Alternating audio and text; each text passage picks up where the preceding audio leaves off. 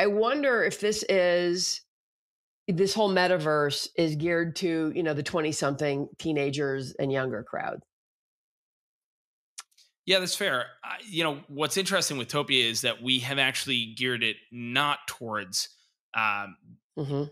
what you would think of as maybe the younger generation. Mhm. We've really been riding this line between being a game and being a chat application and a productivity Mhm. tool almost. Mhm. And most of our users are businesses, they are Hmm. communities. My 95-year-old grandfather had his birthday Interesting. party in Topia, and he got in there and he was a little bit confused at first, but everybody else was moving around him, and he realized he could just like click and move. We're not Mhm. doing Mhm. 3D. We're not doing VR. We're not doing Right, like right. move with your keyboard. It's just like Mhm. click and move around, and we try to make it really, really simple. Mhm. And so, what's going to happen for you, Carol, is you're probably not even going to realize that you're going into Utopia World. Someday, you're just going to click a link that's sent to you by some organization. You're going to go in, and it's going to be really easy, and you're going to be clicking and moving around, and Mhm. it's going to kind of blow your mind, Mhm. hopefully.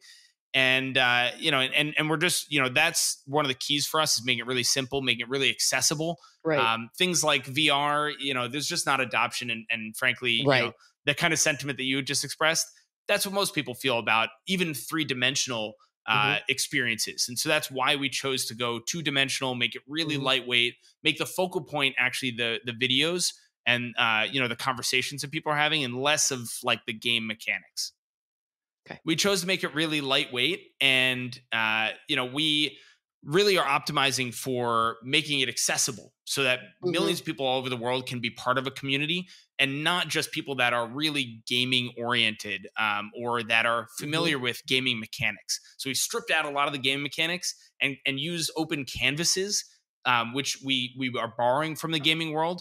But Mhm. really, you can think of Topia actually as more of a contextual Zoom, or like a hybrid between a Mhm. video game and a productivity tool like a Zoom.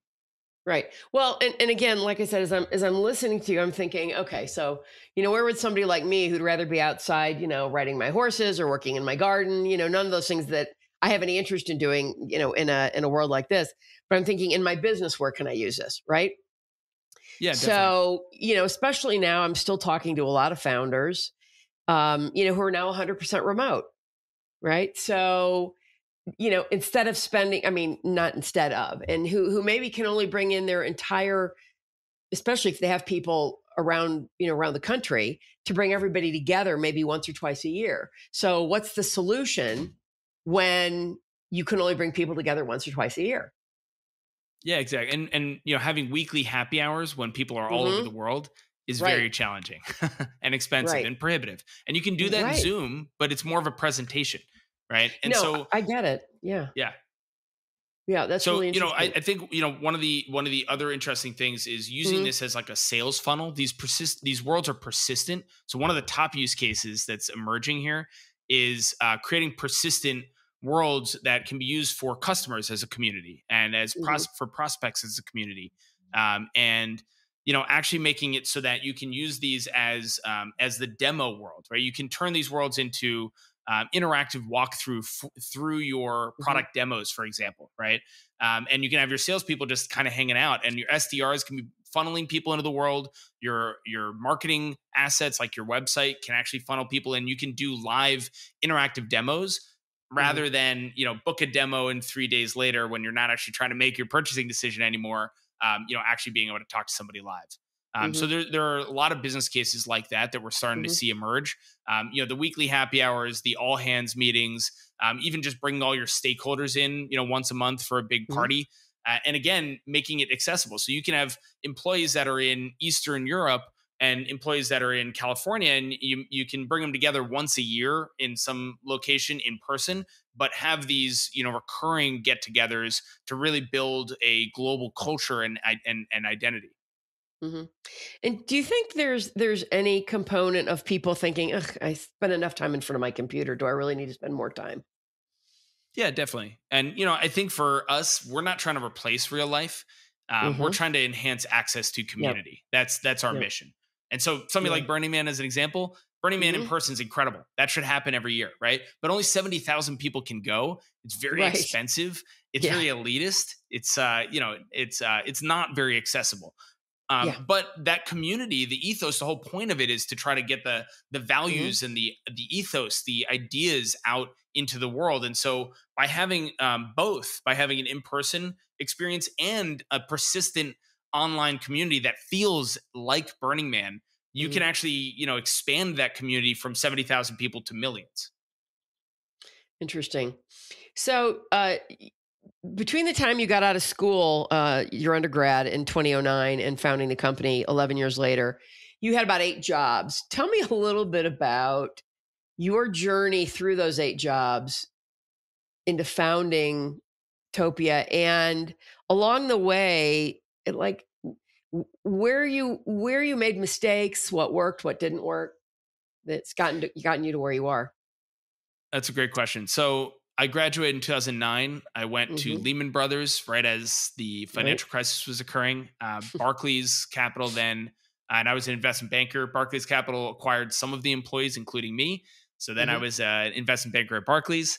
I did the iBanking thing for 2 years, and then was recruited by Summit Partners, which is a growth capital, Hmm. basically a VC firm in Hmm. San Francisco. So that brought me out west, and I did that for 2 years. My job, Summit sort of pioneered the outbound model where you're trying to identify entrepreneurs that are growing really fast growing businesses that had not taken capital before. My job basically was to connect with entrepreneurs, successful ones, try to find the most successful entrepreneurs who kind of were like, we don't need money, we're already killing it, and so successful entrepreneurs, and try to convince them to take capital from Right. Summit.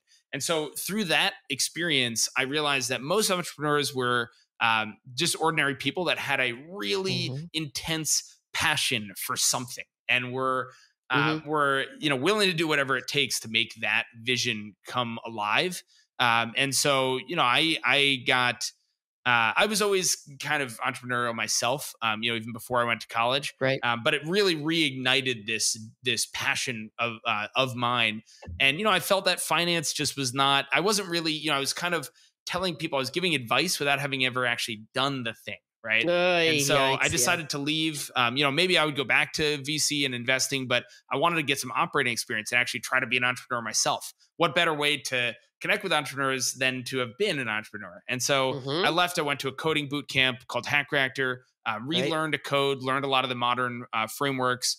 And I think since then, that was 2013. I have started many different startups. I had a dev shop. I've been a chief product officer at a blockchain company.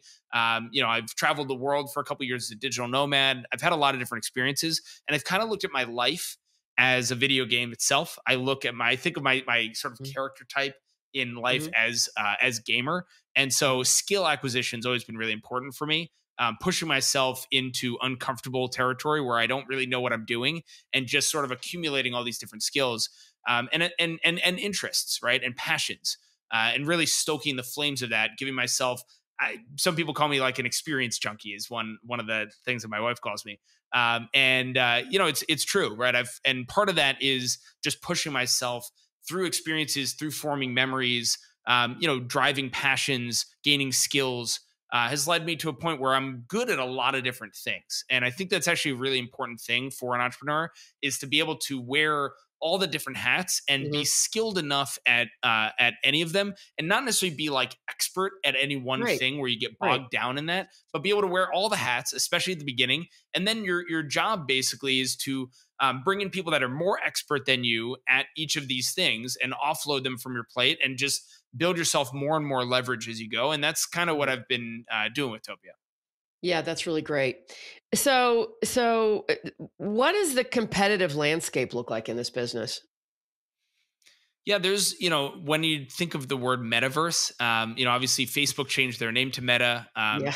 And, even something like Roblox is in the space, Fortnite's in the space. A lot of big Hmm. gaming companies are dipping Hmm. their toe in, even, amongst sort of the more like proximity chat or spatial chat, which is, what people are starting to call this. what Topia is, there's a bunch of different things. One of the things that's been interesting is in any market that evolves like this, a lot of competitors emerge and they want to go really fast. So what they usually do is they spin up really quickly atop other infrastructure so that they can go to market really fast and not have to invent architecture from scratch, not have to build a product from scratch. We had a huge advantage here in having a couple of years where we focused really exclusively on our product and on our architecture. We actually had no distribution, really. It was all just organic flywheel of people having an event. Something like Burning Man brings a lot of people in. Some percentage of those people then go on and have their own event, bring more people in. But we had no sales. We had very little marketing. And we were really focused. Even throughout all that, we had 10 people all focused on product, architecture, building a really scalable product. We've invented a lot of proprietary technology. All of our WebRTC, our audio and video, for example, we have two different modes, but one of them, which is very unique in the industry, is called peer-to-peer and allows us to create an encrypted tunnel between two people's devices so that anything that you're saying, there's no possibility of it being downloaded, transcribed. Any of these server-based architectures, which almost everything else is and has to be, you're trusting that platform not to transcribe everything you're saying in intimate conversations with your friends, which their incentive for something like a Facebook Meta is actually to transcribe it and serve you more targeted ads. And so when you look at the competitive landscape, you see a lot of companies that are built on TalkBox or Twilio or MediaSoup, which are server-based WebRTC architectures. Topia has a completely customized, completely proprietary tech. We're now starting to spin up a sales force. We realized that we had something like 3,000 companies a month coming to inbound to us, and we were calling and contacting 0 of them. And so, we are now actually spinning up a team to handle the inbound, actually do outbound. You can actually think of Topia. We're very uniquely positioned to be essentially metaverse as a service. For companies to create their own metaverse clouds. Nobody else can do that. And we can do it for pretty cheap because that's what we built our architecture for. So there is a lot of noise. There are a lot of players in the space, but we're very uniquely positioned in what we're doing. Carol Schultz here. Thanks for watching this excerpt from Authentically Successful. The conversation doesn't end there. So if you want to hear this episode in full and all my conversations with many other successful founders and CEOs, please visit verticalelevation.com/podcast.